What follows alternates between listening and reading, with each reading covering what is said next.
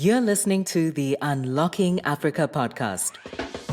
I'm a pharmacist by training, a software developer at heart. I learned to code age 13 and I've been building digital products ever since. At Remedial Health, we say we are digitizing the African pharmaceutical supply chain. The vision for Remedial wasn't just Nigeria. So the problem in Nigeria is a problem pretty much across all African countries, maybe bearing one or two of them. As a result of the post-COVID I spoke about and government treating at national security, we're seeing a number of companies setting up in Africa. Stay tuned as we bring you inspiring people who are unlocking Africa's economic potential. You're listening to the Unlocking Africa podcast with your host, Tessa Adamu. Welcome to the Unlocking Africa podcast, where we find amazing people who are doing amazing things to unlock Africa's economic potential. Today, we have another special guest. We have Samuel Okwuada, who is the CEO and co-founder of Remedial Health, which is a company that is transforming healthcare delivery in Africa with data and technology. Welcome to the podcast, Samuel. How are you? I'm good. Thanks, Tessa, for the introduction. Happy to be here. I think I've listened to a few, so I'm glad it's my turn. Brilliant. I'm glad to hear that you've listened to a few of the episodes. So you'll probably know I like to start from the beginning. So I was hoping you could please introduce yourself and tell us a bit more about Samuel. Okay. I'm Samuel Okwuada, co-founder, CEO of Remedial Health. At Remedial Health, we say we are digitizing the African pharmaceutical supply chain. To take away the jargon, it simply means how products move from manufacturer to patient, and we're helping to make that process efficient and also cut out the counterfeit. About myself, I'm a pharmacist by training, a software developer at heart. Learned to code age 13, and I've been building digital products ever since. Started off with building applications for the Mac operating system. Wow. And then moved to software as a service product, which sort of snowballed into Remedial Health. That is a bit of a weird pivot, as everyone likes to point out. But yes, there's a proper story behind it. And we can dive into that later on. Brilliant. So it's clear that you're a man of many skills and talents. As you mentioned, pharmacist by training or by education, and you have delved into the world of tech, software development, which has led you to the path of Remedial Health. So I was hoping you could tell us a bit more about the company and the work that you're currently doing in Africa. Okay, so back to the introduction of Remedial Health, where I said we're digitizing the pharmaceutical supply chain. So we're a B2B focused company at the moment, focused on Africa, currently Nigeria only. We're currently in about 34 out of 36 states in Nigeria. And we do a number of things for our business partners. One is helping them to get the inventory that they need for their shelves.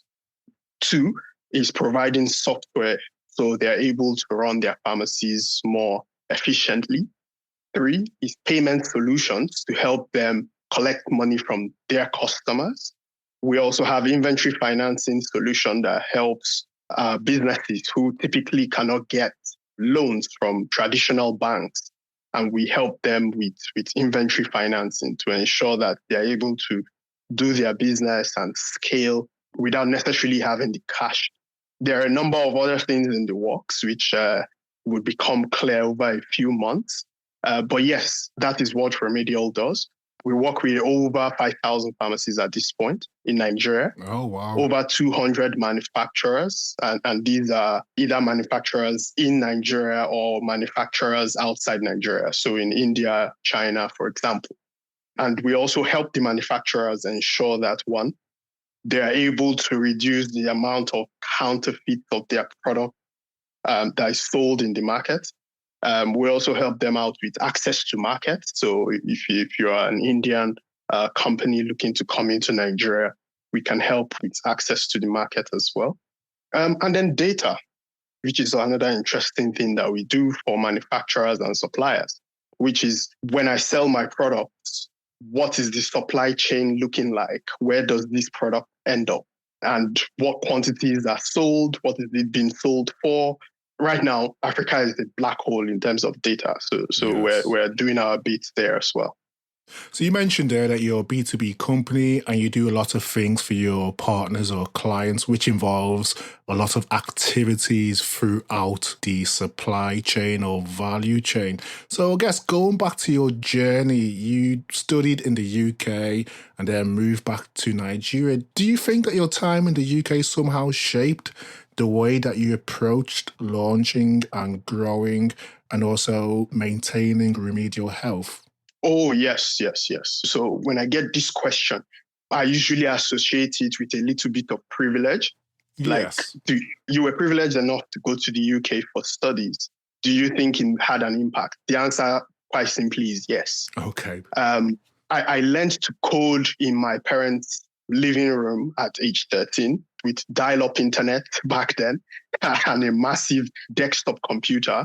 So Brilliant. that part happened in Nigeria. But you see, I would say I was using it to play. It was just a hobby. Like, I want to impress my friends and I'm saying, hey, I can change the color of Internet Explorer from white when you open it up to green, right? Yes. Using it to solve assignments. I would create like a calculator to solve like a physics assignment. And then I would just give a few of my friends that had computers and they're able to just type in figures and get an answer. Everyone was wowed by that. Like, that was where it was going to stop in terms of programming computers. It was only when I moved to the UK, and I think within the first 4 or 5 months, I discovered TechCrunch. It was actually TechCrunch that spurred me on. Even though my parents were entrepreneurs, both of them, I just wasn't interested in entrepreneurship. But yeah, when I saw on TechCrunch and I was seeing like a bunch of young people in their 20s, 21, even 17 back then, and they're raising $200,000, they're raising $500,000, Yes. and I'm wondering, who is giving these people money? What are they giving them money for? What are they doing? And then investigating each one and seeing, oh, these guys are building companies. Wow. At age 16, you can literally build a company making thousands of dollars.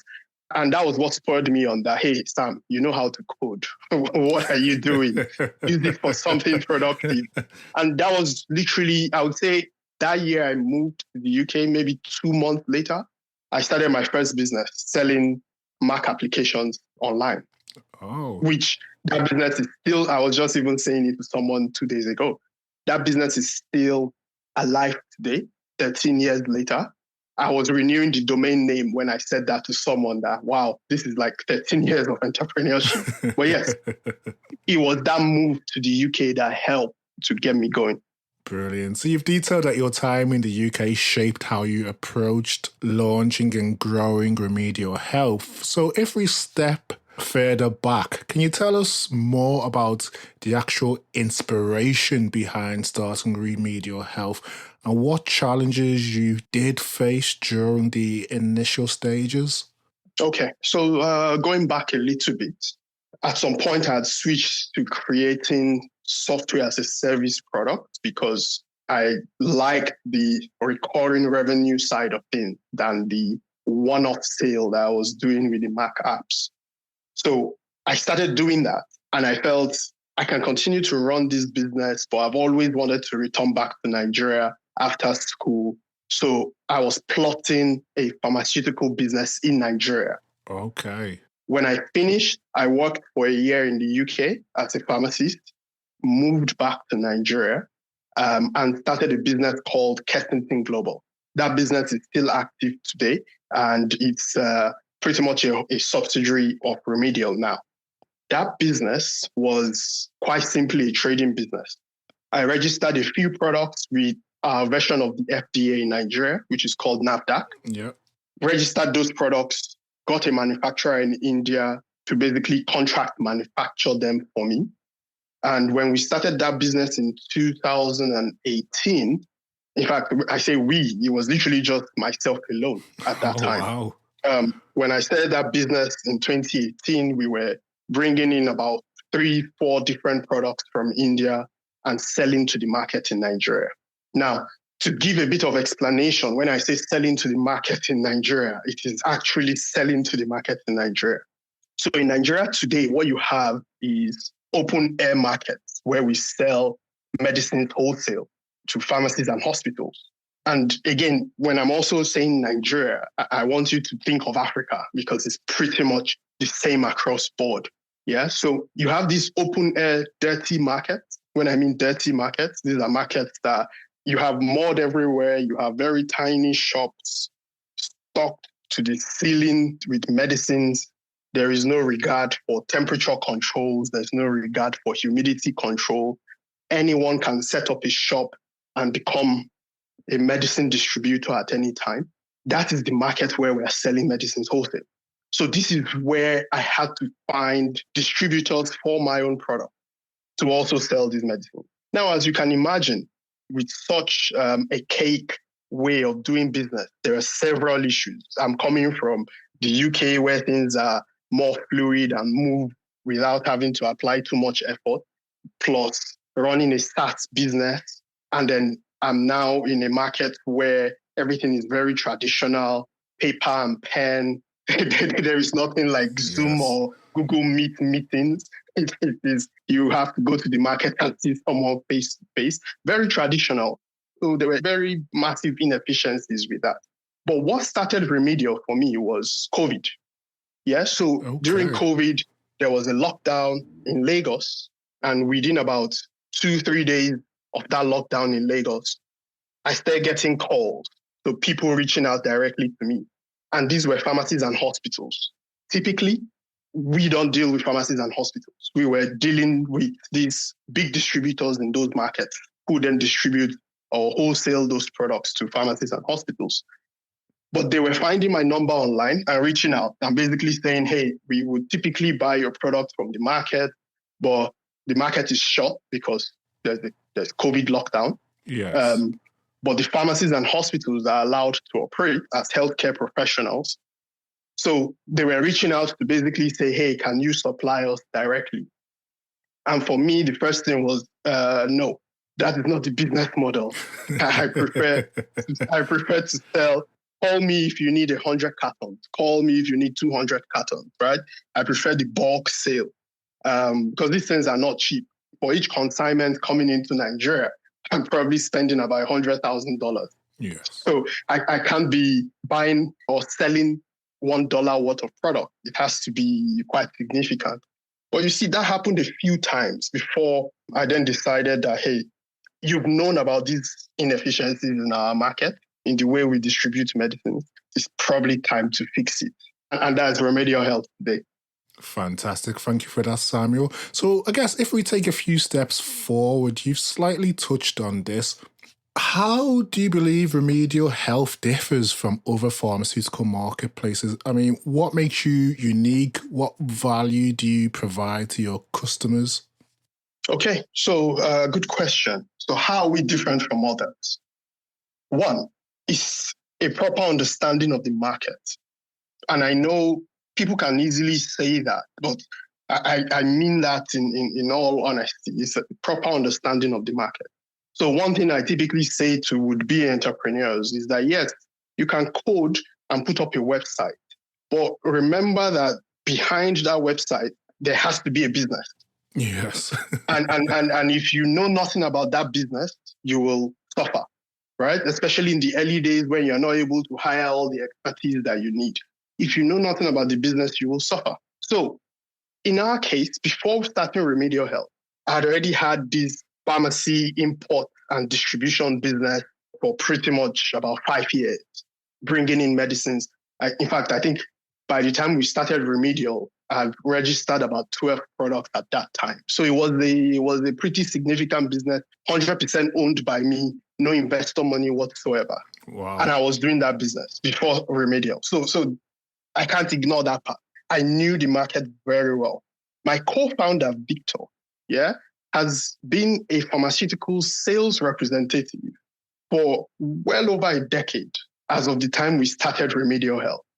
Yeah. So he had been selling medicines basically from the boot of his car for a good 10 years before Remedial Health.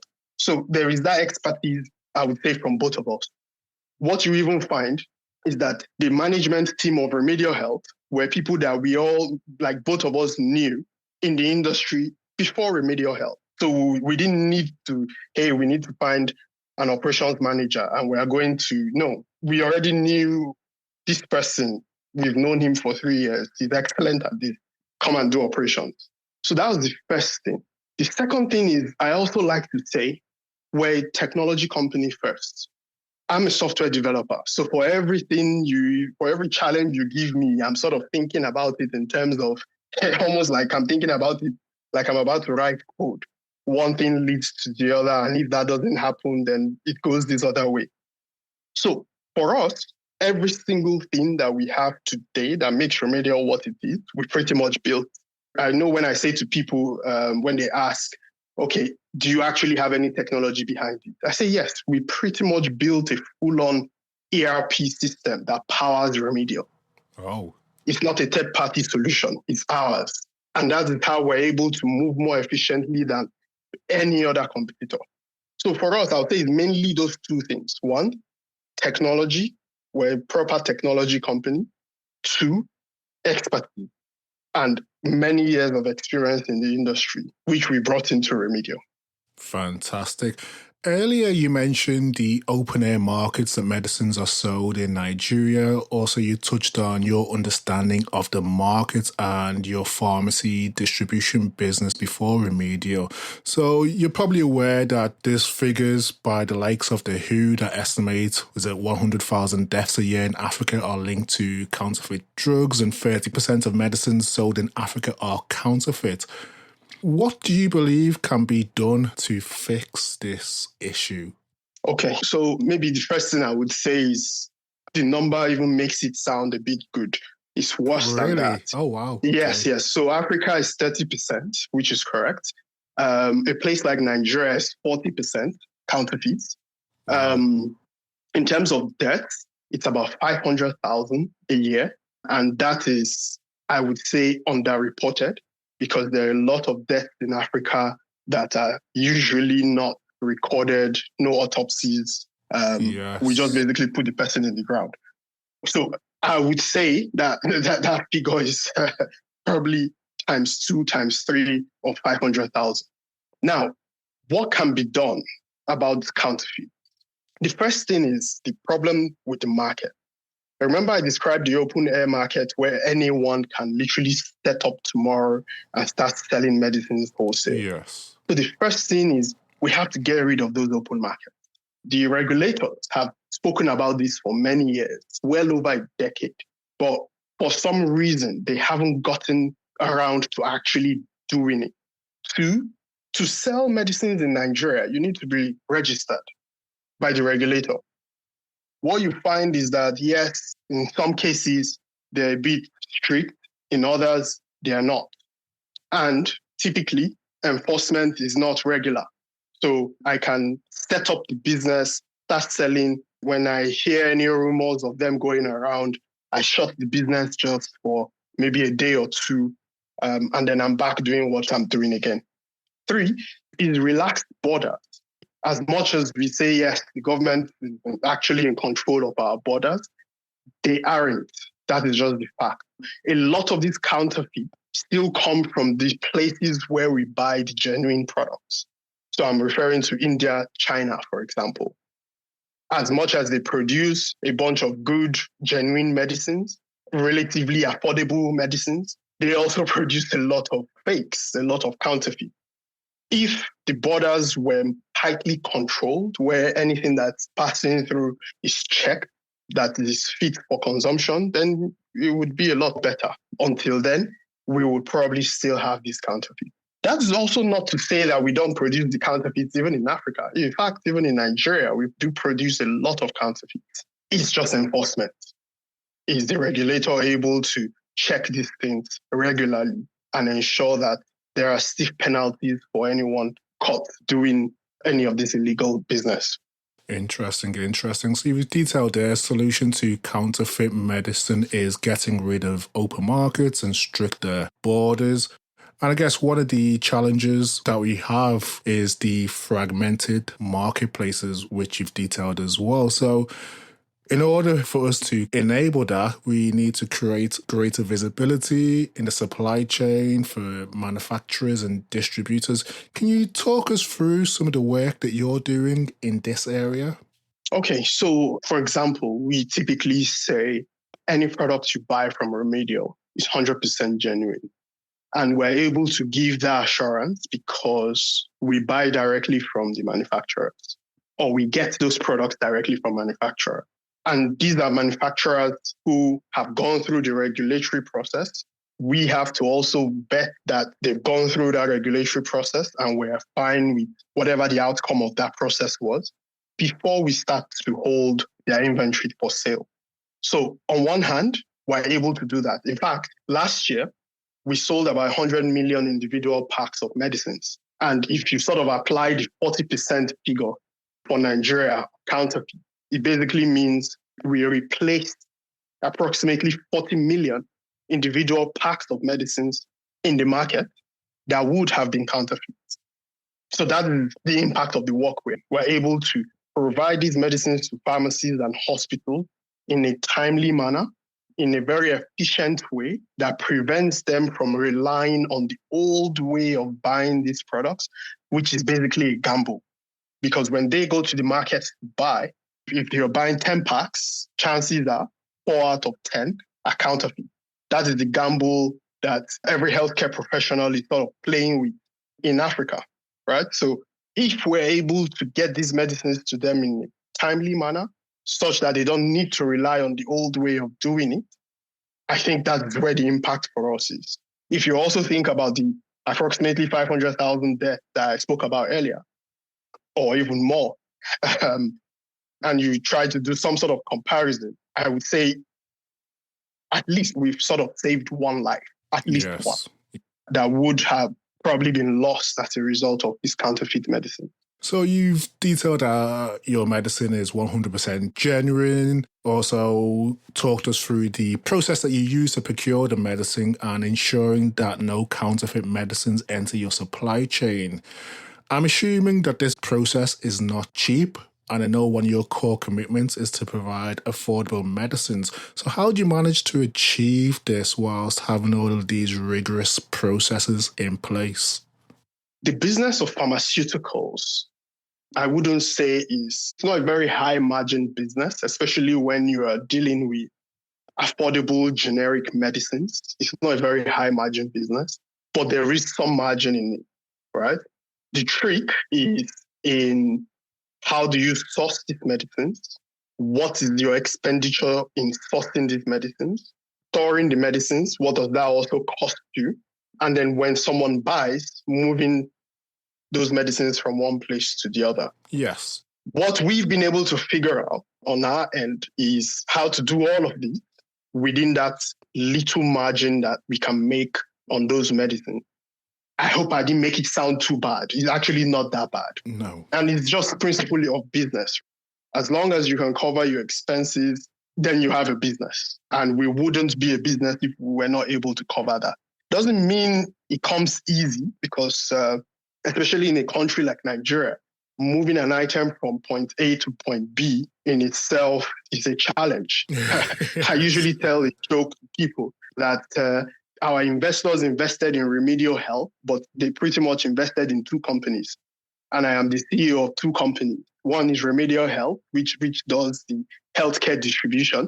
The second is Remedial Health Logistics Limited, which moves. That in itself is a full entity on its own because of the headaches and the challenges that come with moving items in Africa, especially Nigeria. So whether it's how do you get even something as simple as petrol or diesel to the bad road, that would mean you are constantly maintaining your fleet, to people on the road who would stop your trucks just to collect money.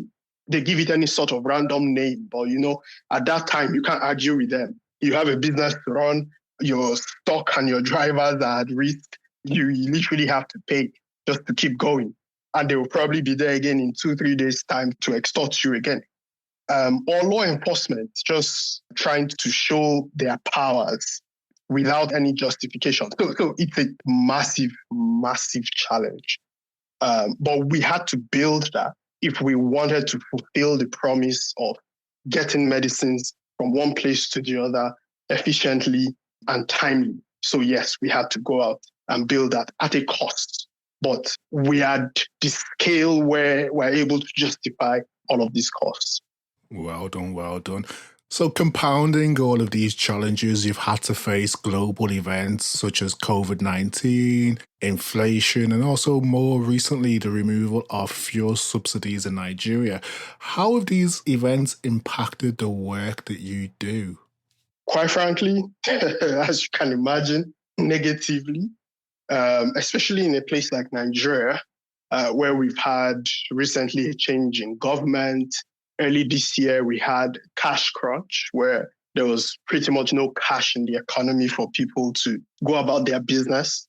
And then now we have removal of fuel subsidy, which means that cost of transportation has tripled in Nigeria, to also the removal of the multiple exchange rates in Nigeria, which also has meant that the dollar has sort of gone up by about 30-40% within a short time. Now, all of this leads to one, low purchasing power. People don't have enough money to buy the items that they need. Thankfully, the pharmaceutical industry is a very resilient one. Even if people have choices or can say, hey, with the little money I have, I can't afford to have, let me use an example, beef in my food, they can choose to leave it out. Right? But someone who is diabetic or someone who has hypertension cannot just decide not to take their medicine, except they're ready to probably just be lying in bed all day or get something worse from it. Yeah. So thankfully, it's a very resilient business. So we've seen that. We've also seen on our side, average basket sizes have fallen. Again, just as a result of pharmacies not being able to buy the amount they previously would. And then, yes, logistics. If it cost $1 to move an item from one place to another before, it's now $3. How do you factor that into the price of what you're selling? And can you pass all of it to the customer? Or would you have to absorb some of it in order not to completely lose market share? Thank you for sharing that. So you've detailed in terms of average basket sizes have fallen and some of the decisions that you have to make to ensure that you still maintain your healthy market share. So I know Remedial Health has gained the trust of more than 5,000 pharmacies, stores and hospitals. So what was the process that you followed to acquire such a significant number of customers and users? I mentioned earlier on that we're a technology company, right? So what it means is for customers to place their orders rather than the typical paper and pen or maybe sending a message or WhatsApp. Instead, they use an app to place their order. So one is the ability to buy from Remedial. It's literally on your app store. So you can download that from anywhere, sign up, get onboarded and start placing orders. So one is the ease of entry. Two, we sort of developed a sales strategy, which is very, I would say that part is traditional. You are trying to get people who have not used the technology like this in the past to adopt a new way of doing it. You sort of have to go and meet them one by one in some cases. So we do have people who go to these pharmacies, go to these hospitals, show them the benefits of Remedial, show them the difference between the Remedial way and the way they were doing it before. And typically, it's very clear to them. Yeah. So for a customer who is maybe 5 hours away from Lagos, and the closest wholesale market to them is in Lagos. Yeah. Bearing in mind that in Nigeria, a country of 200 million plus people, we only have 3 of such markets. So what it means is that these markets are not close to everyone in the country. So for a typical owner of a pharmacy who is 5 hours away from Lagos, it would mean he's sending or he's sending someone, or he's coming down himself to Lagos to do his procurement. As you can imagine, he's not able to do that every single day. Yes. He's probably doing it once every 2 weeks, just because of the time and effort that it takes. When he also goes to these markets, or any of these markets, you don't have one single distributor that is able to give you all of the SKUs that you need to buy, right? In these markets where you have a small mom and pop shops, maybe selling 5, 10 SKUs at best. If you walk into a pharmacy today, you will probably see close to 1,000, if not over 1,000 SKUs on their shelves. So it means that when he goes to these markets, he's also meeting 20, 30 distributors to buy all of the items that he needs. All we need to do is just show you the new way of doing it. That, hey, I can see that this item on your shelf is running low, or I can see you don't have this item, and I know that this item moves or sells very well in the area. So let me provide that for you so you see the difference. And immediately on the app, you're able to do that, submit your order, and this person is getting their order maybe the next day. You've won them over. It's a clear difference. Brilliant. So through the conversation, you've emphasized that Remedial is a technology company, and you just detailed how you've used tech to acquire customers. So once you've acquired the customers, how is Remedial Health helping, say, pharmaceutical manufacturers, pharmacies, hospitals to make better decisions to increase profitability across their supply chain or value chain? So I think at the beginning I mentioned we also provide software to these pharmacies and hospitals.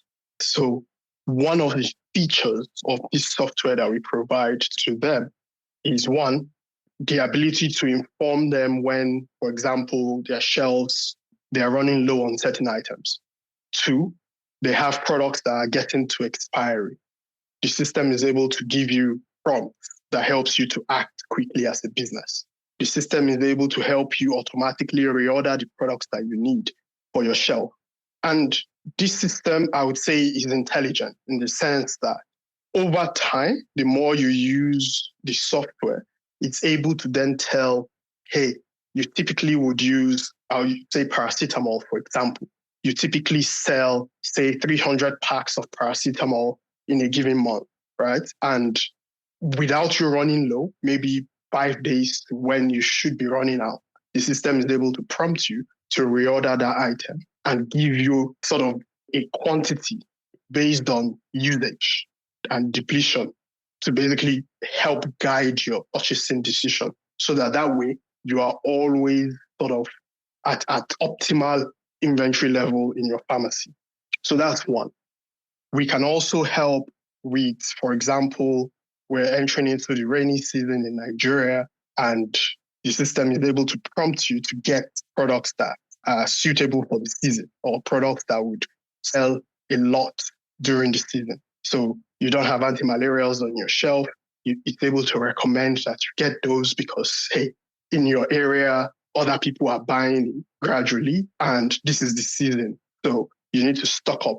So these are ways by which we help our pharmacies to improve their businesses, give them a bit of business intelligence as well, and yes, help them plan for the future a lot better. Brilliant. So you've detailed the work that you do to support your customers in Nigeria. You are currently active in 34 out of 36 states. Yeah. And also the strategies that you've used to gain that coverage. So what are your strategies and plans to expand your reach and impact beyond Nigeria and across the continent? The vision for Remedial wasn't just Nigeria. So the problem in Nigeria is a problem pretty much across all African countries, maybe bearing one or two of them. So yes, it is in our sight. It's something we want to do. It has worked in Nigeria. We're scaling it up. The only thing is knowing when is the right time to make that move. And I would say for now, we are not making that move immediately because for us, we haven't even achieved 10% market share in Nigeria. The business is growing really fast, but we're not yet at 10%. So maybe when we get to 10%, then who knows? We probably decide to try one other African country. We've done our studies, we've visited, we already know where we want to be going or the places we want to go. It's just a matter of waiting for the right time to make that move. If our home country isn't saturated yet, I don't think we should be going anywhere yet. I agree. So we know that expanding to new markets, it's not a cheap process. It requires capital investment. So if it's possible, can you talk us through any investments that you've received so far and how it's enabled you to scale the business in Nigeria with potential plans to expand outside of Nigeria? Yeah, sure. So the business, we raised money that should be ending 2021. We did a pre-seed round, and that was when I would say the business was pretty much still an idea. We had set some things in motion, but it was still an idea. We raised about $1 million back then. We got into Y Combinator as well, ending 2021. Our batch was the winter 2022, so that was January to March last year. And coming out of that, we then raised a seed round of 4.4 million, which pretty much went to scaling up the business. At that point, we had pretty much proven PMF, that product market fit, and it was a matter of, yes, it is working in Lagos, start to scale it up. And then recently, actually yesterday, we announced 12 million led by QED. Congratulations. Thank you very much. Thank you. And that money is mostly going into deepening reach in Nigeria. So we sort of have, the way I like to explain it, we have the width, we are going for depth now, right? So increased saturation in Nigeria. The other part that QED was quite excited about was the financial services that we're able to layer on top of our solution. We are also going to be investing a lot into that over the next year or 2 years. Brilliant. So I think that's something we haven't touched on. You mentioned in terms of the investors were interested in the financial services that Remedial offers. Do you mind talking us through that in terms of the financial services that you do offer to your customers? Yes, sure. So one is inventory financing. If you sign up to Remedial today, there's almost like an internal credit score that we're calculating based on your buying and your payment pattern. And over time, we're able to then provide credit so you're able to buy the medicines that you need without actually paying cash. And then you pay over a period of time, usually 14 days for pharmacies, 30 days for hospitals. We even have government hospitals now using Remedial, and we can go up to 60 days for them as well. So that is one. The credit scoring process, the underwriting process, the disbursement process. Well, there isn't much of disbursement because we're not giving cash. It's more of disbursement into your wallet that then allows you to buy the products that you need. So that's one. The second part is payment. How do these businesses collect money from their customers? Typically, in Nigeria at least, we've been very cash heavy. And the central bank's policy has been, at least for the past year, to reduce the amount of cash in the economy. So there's the switch to electronic methods of payment. So we're giving these businesses as well the multiple options. So whether it's payments via bank transfers, if it's using payment terminals, we're providing that to our pharmacies and hospitals, layered on top of the supply chain service that we're already giving to them. I'll tell you what we're going for now. It is to become that operating system for pharmacies and hospitals in Africa. If you speak to Remedial, as long as you secure the place you want to do business, speak to Remedial, you are covered as a pharmacy or a hospital business. Earlier in the conversation, you did joke about Remedial being two companies, Remedial Health and Remedial Logistics. Will we potentially see Remedial FinTech or Remedial Finance? Yeah, so maybe Remedial Finance. So right now, the payments we're doing, for example, we're doing that in collaboration. I'm not a believer in you have to build everything yourself. No. If you can collaborate to move things along and also just grow your ecosystem, then why not? So we're partnering with another fintech provider to help us do payments. But on the lending side, which is the inventory financing, we're pretty much doing all of that in-house. So who knows? Maybe we spin out a Remedial Health finance limited. Who knows? Exciting. So I guess a potential future direction could be a finance. It's a trend that you have seen many companies follow to, I guess, make their ecosystem a lot more robust and also controllable because they have the ability to control the money coming in and coming out. So, sticking to the theme of trends, I guess in Africa's pharmaceutical industry, are there any trends that you're currently seeing that you're excited about? So I think post-COVID, I think the governments were more aware that medicines should be treated as a matter of national security. So it shouldn't be something that you just leave to other countries to control. Especially during COVID, we had an issue with India basically releasing a list of products that were banned from export. Yes. A list of medical products that were banned from export. And considering Nigeria as a country, we pretty much import about 85% of the medicines that we sell. And that 85%, I would say a good half of it is from India. So the good thing post-COVID is governments now are aware that medicine is a matter of national security. The question is, do they have the will to actually do something about it? I'm just happy that at least it's at the top of people's minds at the moment, because before it was just abandoned. Yes. So that's one. I would say we're also seeing regulation pretty much across board tightening as well. Regulators are getting more aware. Again, I wouldn't say the will is that strong yet, but at least they're sort of making moves. They're creating policies. We just need to see the enforcement of those. So yes, I would say those in particular are what I'm excited about. We're also seeing a bunch of people also trying out health as a sector. So if you look at Africa over the past 3 years, fintech has been the main thing.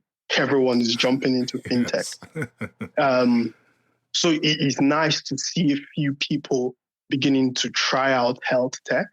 We have a few now as customers who buy from us to do their own supplies. So yes, it's a good thing. I think it would only grow from here.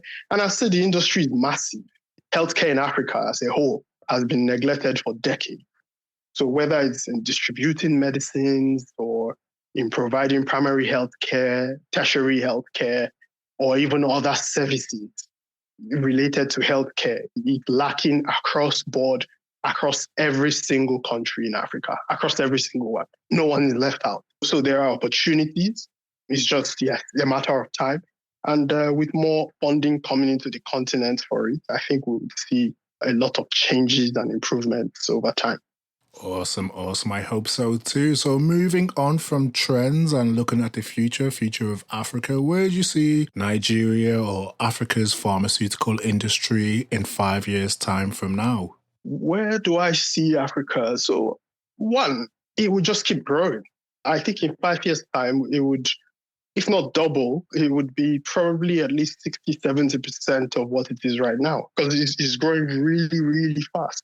We're also seeing, as a result of the post-COVID I spoke about and government treating as national security, we're seeing a number of companies setting up in Africa, right? So some of the Indian suppliers that would supply from India are now coming into the continent to set up factories. Locally as well, we're seeing factories being set up. So in 5 years' time, I expect the industry to double, or at least be close to doubling. I'm not too sure if we will see a lot of improvement on the primary healthcare and tertiary healthcare side of things, because typically those things are long-term. If there was going to be a change in 5 years, then it probably should have happened 5 years ago, or at least started happening 5 years ago. We haven't seen anything real being done in that regard. So I don't expect those to change in 5 years. But when it comes to medicines, I think we're going to see a lot of growth. Brilliant. So if we look closer to home, where do you see yourself and Remedial Health in 5 years' time? Where do we see ourselves in 5 years? I would say one, we see ourselves as the market leader in Nigeria. We see ourselves as the market leader in at least 2 to 3 other African countries. We see ourselves as the operating system for pharmacies and hospitals in all of the countries that we are in. And then we continue to see ourselves making impact, saving more lives, helping more businesses to scale very quickly. So yes, that's where we see ourselves in 5 years' time. Brilliant. And I am very confident that you will achieve all of that. Thank you very much. Quote of the week. As people, we often have quotes, mantras, African proverbs, or affirmations that keep us going when times are challenging or when times are good. Do you have one that you can share with us today? I think something I usually tell myself, especially when maybe it feels like I'm procrastinating, is no one else will do it. You have to do it eventually. And you can't buy time, right? So it's better you just go ahead and get it done. I'll add one more thing for free. And I usually just say this to entrepreneurs. It's not really like a quote or anything. I just usually tell, especially African entrepreneurs, when you are going to disrupt an industry, try not to think like the new kid on the block and you feel like, hey, I just want to disrupt the way old things are done. You need to understand the way old things were done. Yes. You need to understand why they were done that way and then disrupt from the inside. Yes. It would save you a lot of headache trying to do it otherwise. Extremely wise words. I agree 100%. Fantastic. Thank you for sharing that. As we come to the close of today's conversation, I was wondering if you have any closing remarks, any final calls to action for people who are interested in the work that you're doing at Remedial Health or just interested in Africa's pharmaceutical industry. Yeah, so if you're interested in the industry, do some read up online. There isn't a lot. You can reach out to us at Remedial. We do help with data and access to market, so we can also support in that regard. But yes, if you own a pharmacy, you own a healthcare business of any kind, check out remedialhealth.com, see what sort of solutions we have and any that may apply to your business. Fantastic. Thank you for that. Thank you for that, Samuel. It's been a pleasure having you on the podcast, and from the discussions, it's clear that data and technology hold a big key to unlocking the transformative change required in the healthcare delivery across Africa, and Remedial Health is playing its part in achieving all of this. So well done. Congratulations to you and your team, and I'll be keeping a close eye to see how things progress and the positive impact that you will continue to make on the continent. Thank you very much for the kind words, and thank you for having me on. Fantastic. Thank you, and we will speak soon. Cheers, Tessa. Thank you.